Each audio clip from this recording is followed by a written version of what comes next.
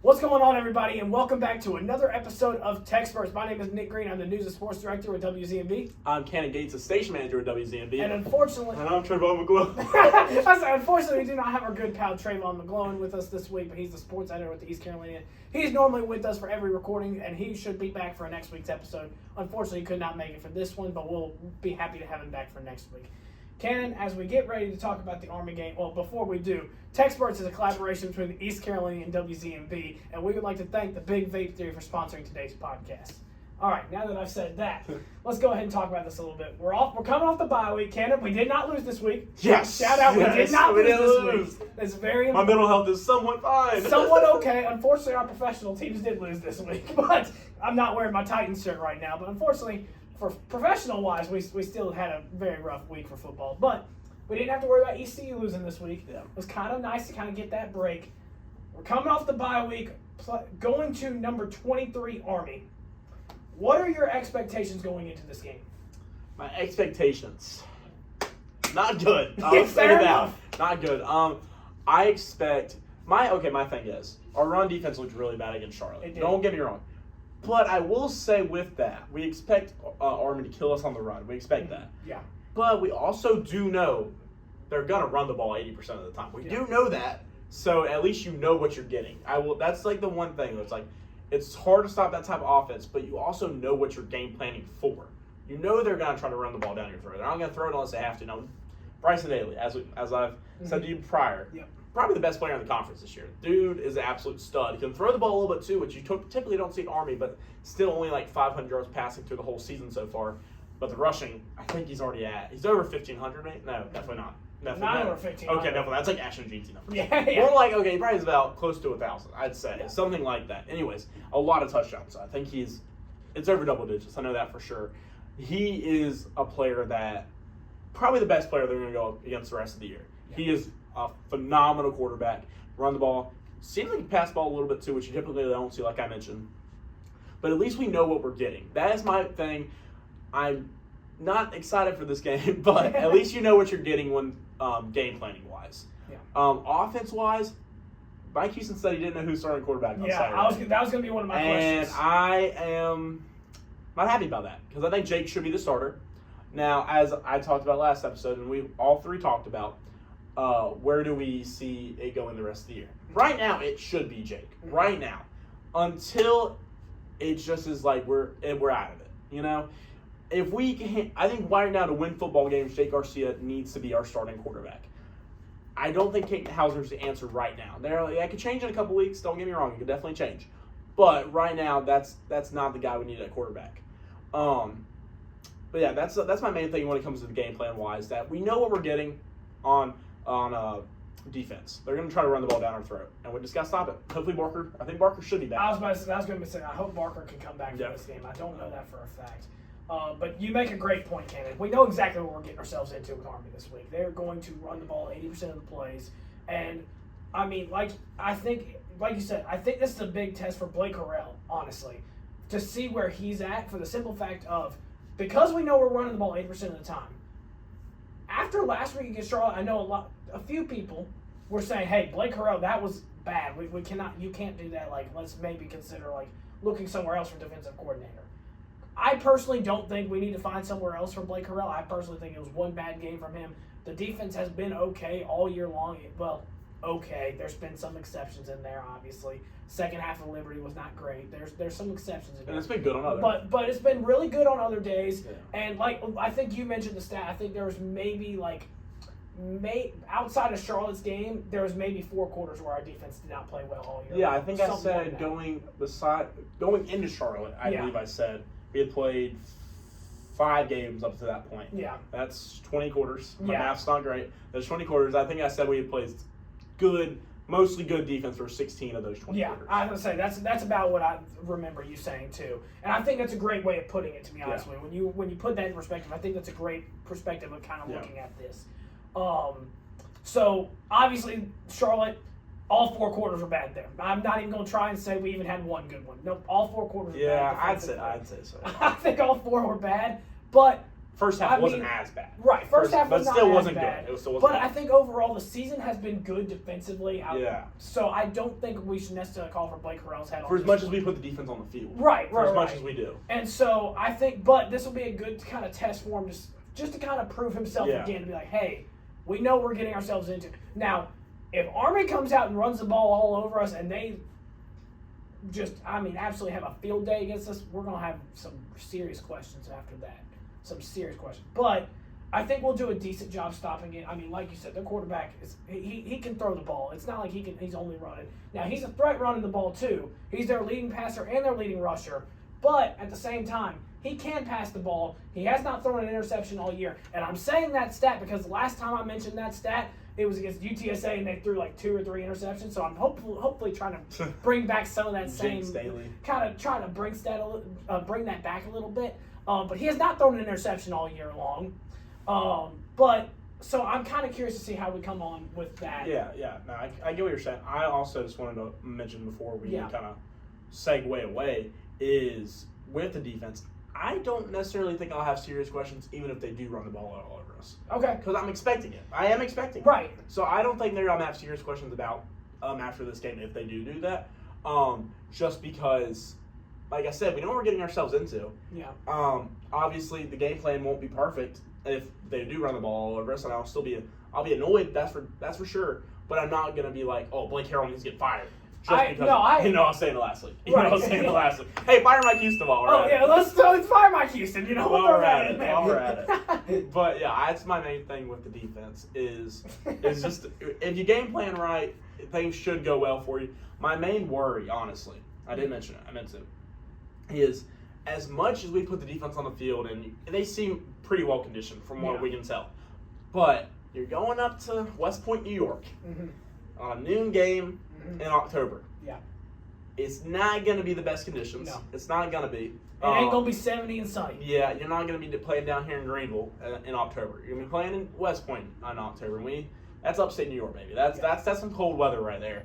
Never been to West Point. I'm just kind of assuming. Right. I've also never been to West Point. But I'm pretty sure that it's going to be cold. And because sometimes some guys play much better when it's 90 and you're sweating and dripping, and you don't want any of these pads on you. But some guys play better when they're all bundled up, and when you get hit, it hurts even more because of those stingers. When you play in cold weather, it hurts worse when you get tackled. And that's the main thing here is whenever they're running the ball, if we're stopping it but not fully stopping it, that's what worries me. Is those 4-yard plays. Yeah. The 4-yard right up the middle. That's what's going to scare me because I hope our defense can handle that. Yeah. No, I completely agree with you. And I wasn't necessarily saying that I'm on the train of like if Blake Harrell, if they run all over us, Blake Harrell needs to go. Fire Mike Houston. Fire Mike Houston, absolutely. Yeah. Blake Harrell, no, I'm not on that train at all, to be honest with you.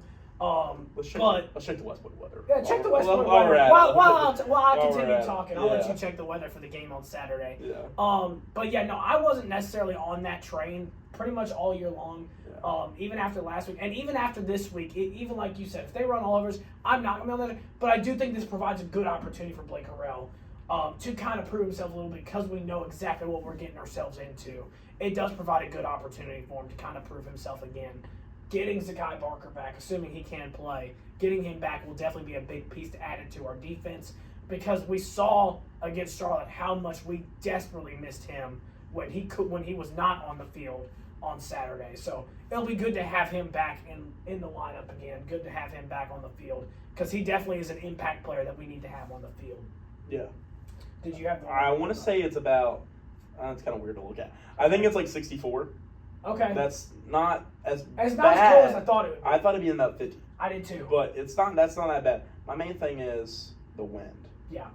The wind's not bad. The wind's not that bad either. Well, Cannon, I want to talk to you a little bit about this. We're going as number 23 ranks Army. We're going into Army. It's a conference game. Yeah. People are definitely writing us off on this one. I mean, sure. we're even ourselves are kind of writing us off on this one. Yeah, I completely get it. Going into this game, it is a big opportunity for ECU. We're coming off the bye week.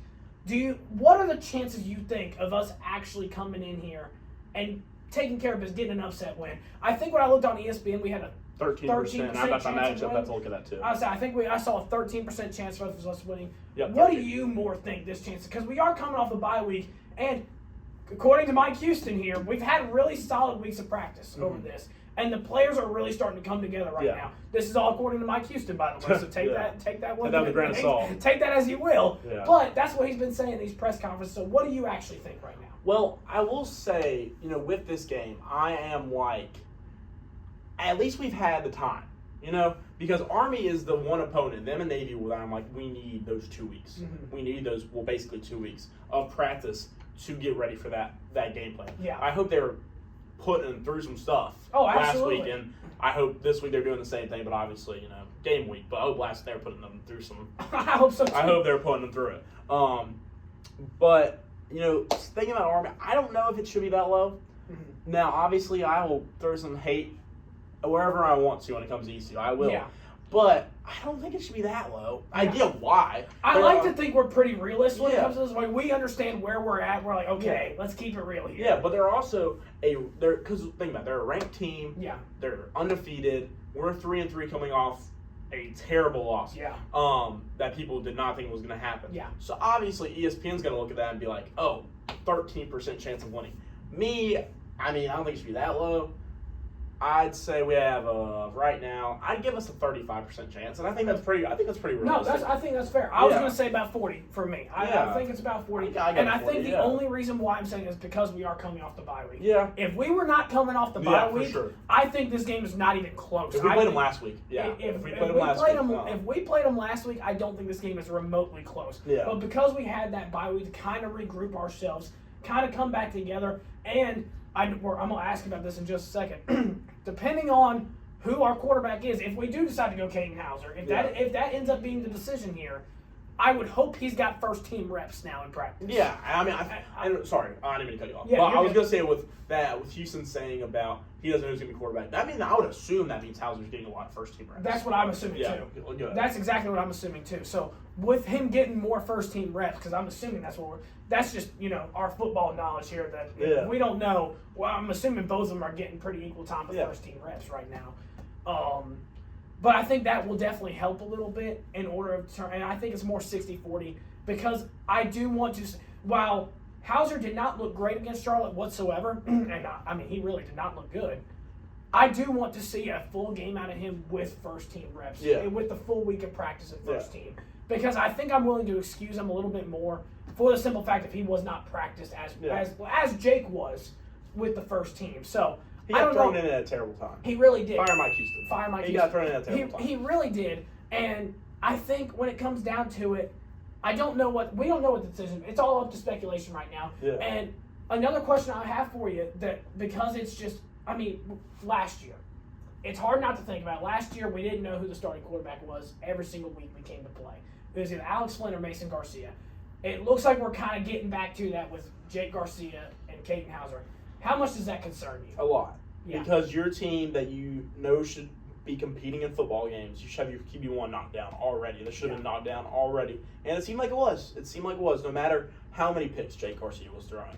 No matter how, that's the thing. And another thing I want to point out, when you look at his interceptions, most of them came against two teams you thought you were going to blow out. Yeah. You did blow out one of them, but on the menu, that's the team you thought you were going to blow out. Was it 3 or 4? 3, I believe. No, it was 4. It was 4. Yeah, it was 7 through the first 2 games. Yeah.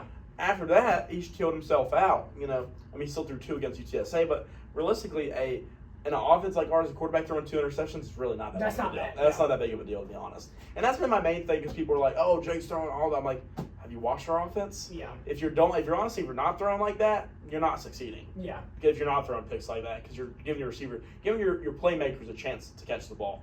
So us not already knowing, if Houston had came out and said it's gonna be Jake, I'd be like, honestly, snaps to Mike Houston. I would be like, I respect that. You go back to your guy, seal it down now.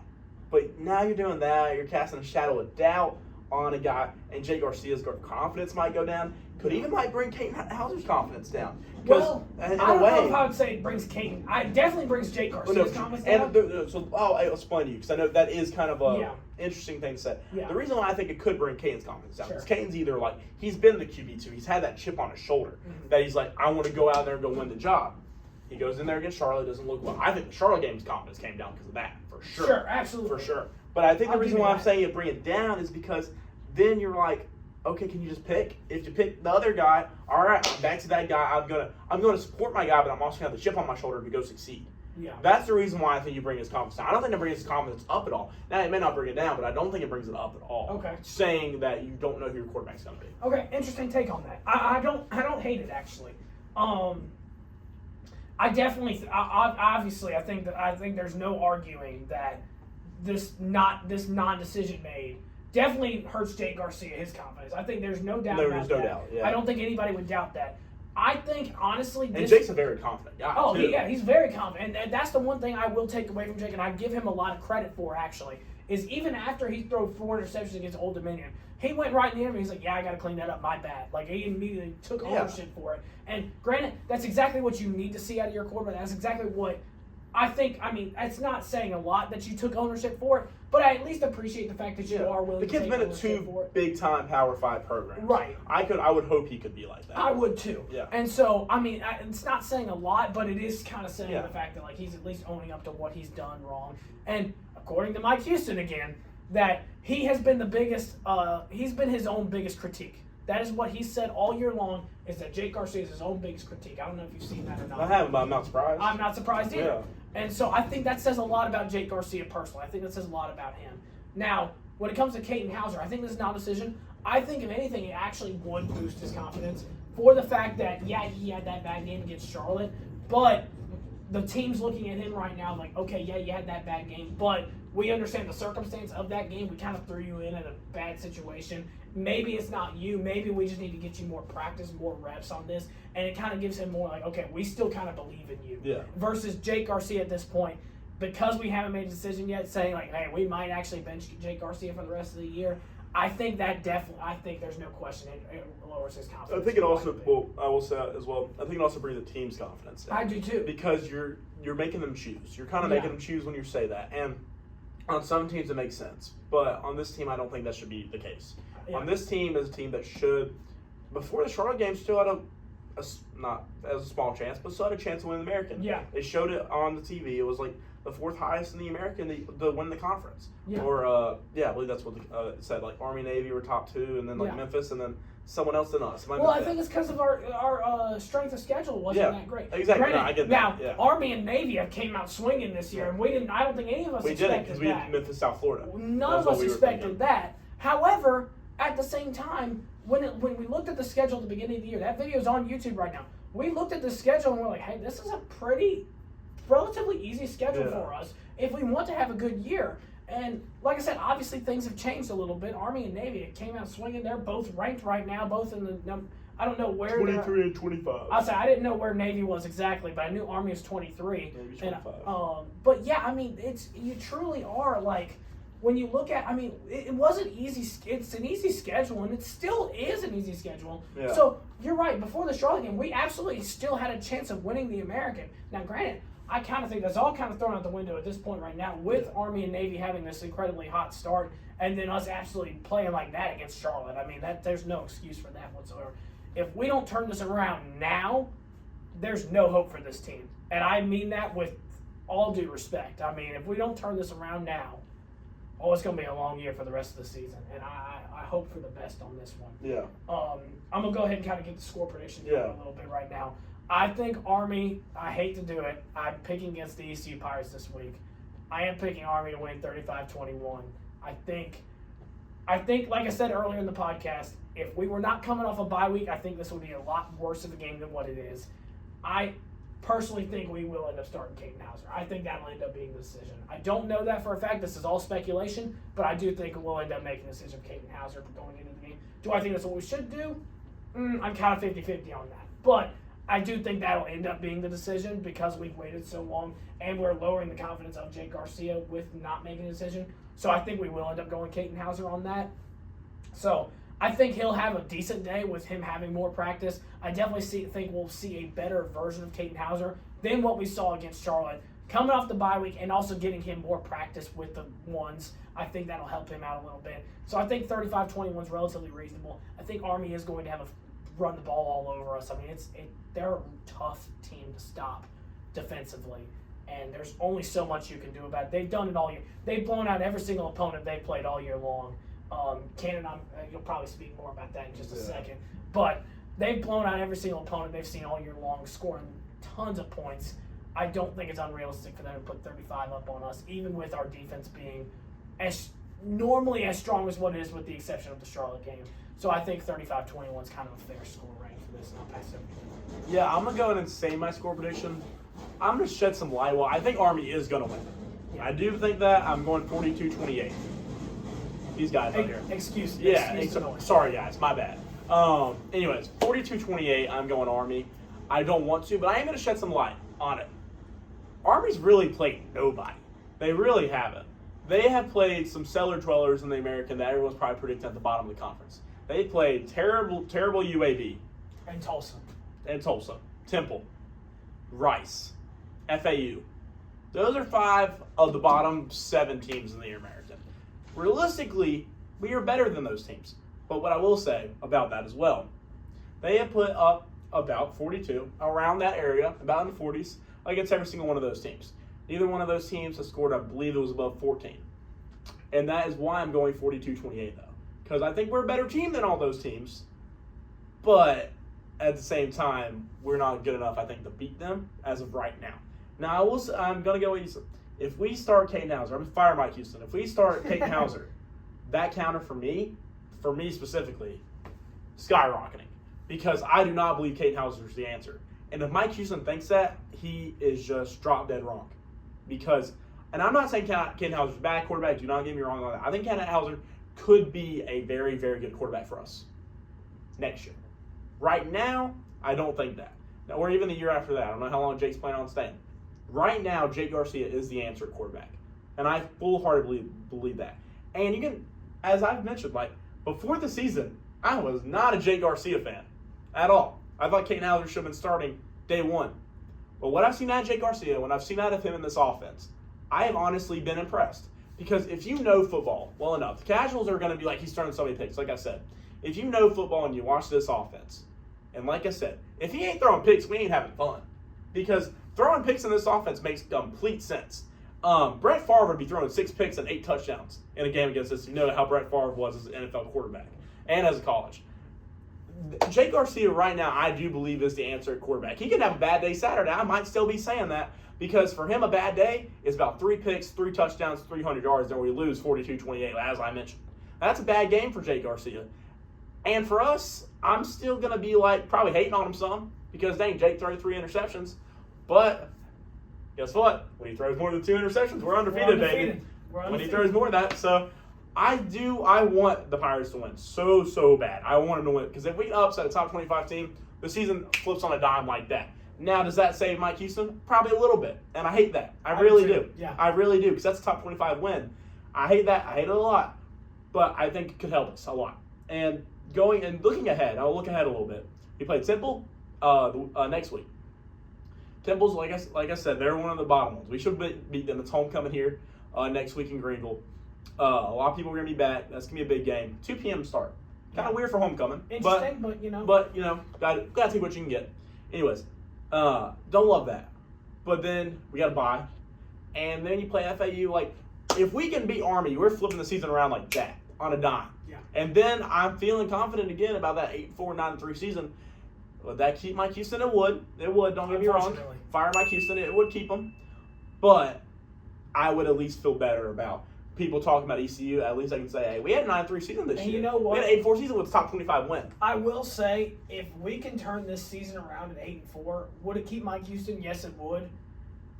I would be a little bit more confident with him. Yeah, for sure. Slightly more confident with him.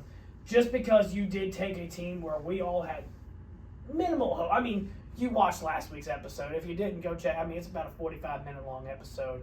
I think it's about 45 minutes after editing. 49. 49-minute long episode, sorry. yeah, I would definitely go check that out. I mean, we were very, very critical last week of them. So I think if we can kind of turn the season around, then I guess the Charlotte game was a wake-up call for us. And you know, and honestly, if that's what it takes to kind of turn the season around, that's what it takes. We'll see. We'll find out on Saturday. Army will play. We'll play at Army at noon on Saturday. Is that right? Noon at West Point. Noon at West Point in New York. Y'all tune in if you want to, if you are able to. It'll be an interesting game. College football is going to be a big day on Saturday, so make sure you tune in. Until next time, that's all we got for you. Until then, go Pirates.